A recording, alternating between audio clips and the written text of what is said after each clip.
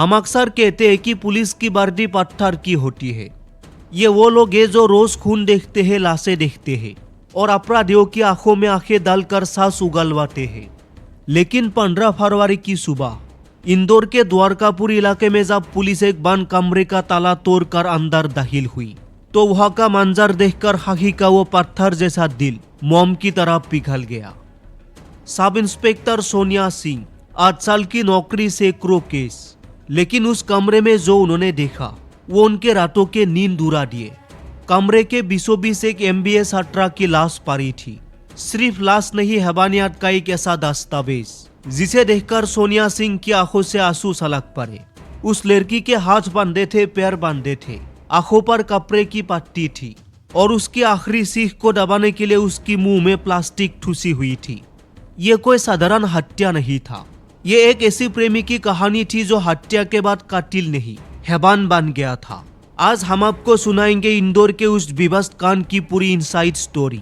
एक ऐसी कहानी जो शुरू हुई थी प्यार और भरोसे से, पर खत्म हुई तंत्र मंत्र और लाश के साथ रात बिताने की सनक पर। दोस्तों, कहते हैं कि चेहरा इंसान का आईना होता है, पर कभी कभी आईने के पीछे एक ऐसी कालिक छिपी होती है जिसका अंदाजा पड़ोसियों को भी नहीं होता। आप देखो मंदसौर के इस कलाखेत इलाके को, यह पीयूष धामनोटिया का घर है। पिछले 5 दिनों से यह सन्नाटा पसरा है, ताला लटका है। वहाँ के लोग, पड़ोसी, दुकानदार सब हैरान है। वो कहते हैं साहब पीयूष तो बहुत सीधा बच्चा था, कम बोलता था, लो प्रोफाइल रहता था, वो सिर्फ त्योहारों पर दिखता था। संक्रांति पर पतंग उड़ाना, दिवाली पर पटाखे फोड़ना, बस इतना ही मेलजोल था। उसके पिता माता बड़े ही धार्मिक लोग, नेक इंसान। अभी तो घर में खुशियों का माहौल था, उसकी बहन की सगाई हुई थी। लेकिन वो जो पीयूष की खामोशी थी ना, वो सादगी नहीं थी। वो उस तूफान से पहले की शांति थी जो इंदौर में तबाही मचाने वाली थी। किसी को भनक तक नहीं थी कि जो लड़का दिवाली पर दिए जलाता था वो एक दिन किसी के घर का चिराग ऐसे बुझा देगा कि पूरा शहर कब जाएगा। इंदौर की गलियों में लगे CCTV कैमरे की फुटेज देखिए। तारीख 10 फरवरी समय दोपहर 3:30 बजे पीयूष और वो छात्रा दोनों आखिरी बार साथ देखे गए थे। दोनों पिछले 1 साल से रिलेशनशिप में थे। दोनों MBA के छात्रा थे, सुनहरे भविष्य के सपने थे। लेकिन पीयूष के दिमाग में एक शक का बीमारी पल रहा था। उसे लगता था कि वो लड़की किसी और से भी बात करती है। पुलिस ने बताया कि उस दिन दोनों कमरे में मिले। पहले सब कुछ नॉर्मल था, लेकिन फिर बहस शुरू हुई। पीयूष ने शादी और डेटिंग ऐप को लेकर सवाल पूछने शुरू किए। जब बात बढ़ा तो पीयूष ने एक खौफनाक साजिश रची। उसने उस बेटिया से कहा, सालों सब झगड़े खत्म करते हैं, मैं तुम्हें एक सरप्राइज गिफ्ट दूंगा। उस मासूम को क्या पता था कि मौत उसके इतने करीब है। उसने खुशी खुशी अपनी आंखों पर पट्टी बंधवा ली। उसने अपने हाथ पीछे कर लिए। पीयूष ने उसके हाथ पैर बांधे और फिर शुरू हुआ मौत का तांडव। उसने मुंह में प्लास्टिक ठूसा दी ताकि आवाज बाहर ना जाए और फिर उसका गला घोट दिया। एक ऐसी मौत जिसे सोचकर ये रूह कांप जाए। हत्या करने के बाद कोई भी इंसान डर जाता है, भाग जाता है, लेकिन पीयूष, वो तो जैसे किसी दूसरी ही दुनिया में था।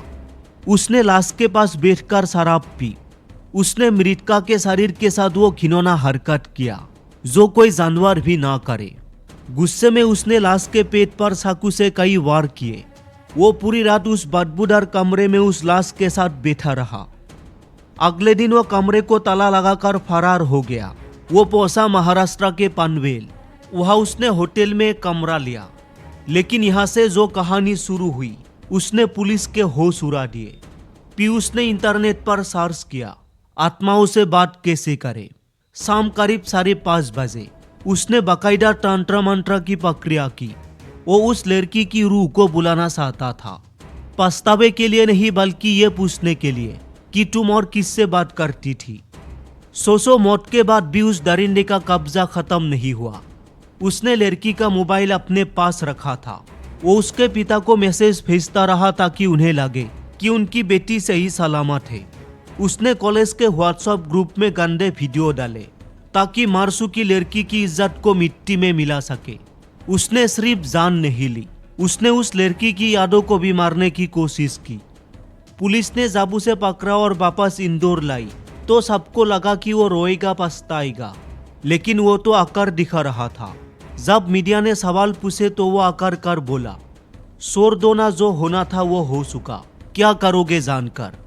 जब उसे क्राइम सीन पर ले जाया गया तो वो पुलिस वालों को ऐसे डेमो दे रहा था जैसे कोई फिल्म की शूटिंग कर रहा हो।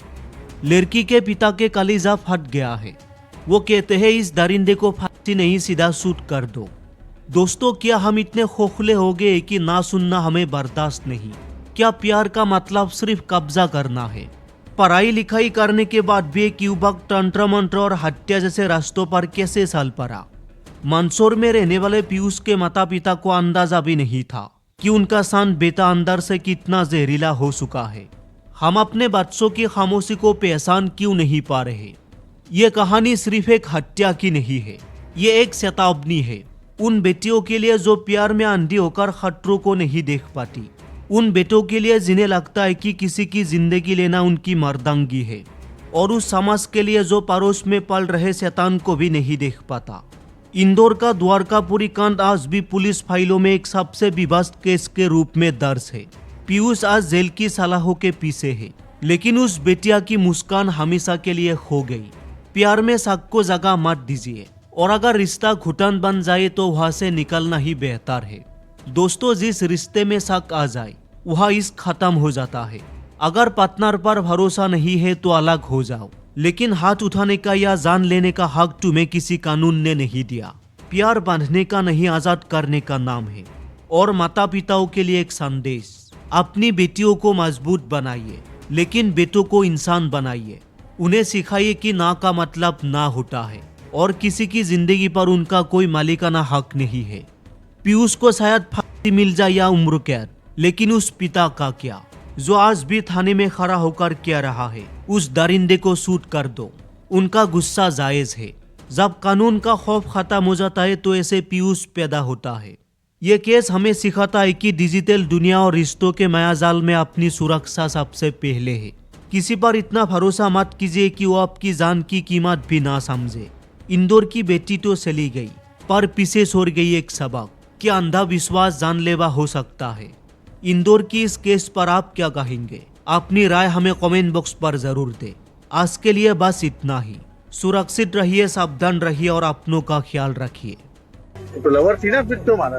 कुछ नहीं हुआ, छोड़ो, जो हो गया यार। अरे कैसी बातें कर रहे हो? आपने मारा एक लड़की को, आपकी प्रेमिका थी वो, उसको छोड़ दो ना, क्या करोगे जान के। अच्छा, वहाँ आपने तंत्र मंत्र किया था मुंबई में, पुलिस बुलाया? कुछ नहीं है मैंने। दर्दनाक तरीके से मारा है तुमने उसको। अच्छी है वो, चली गई। कैसी बातें कर रहे हो कि कुछ नहीं हुआ?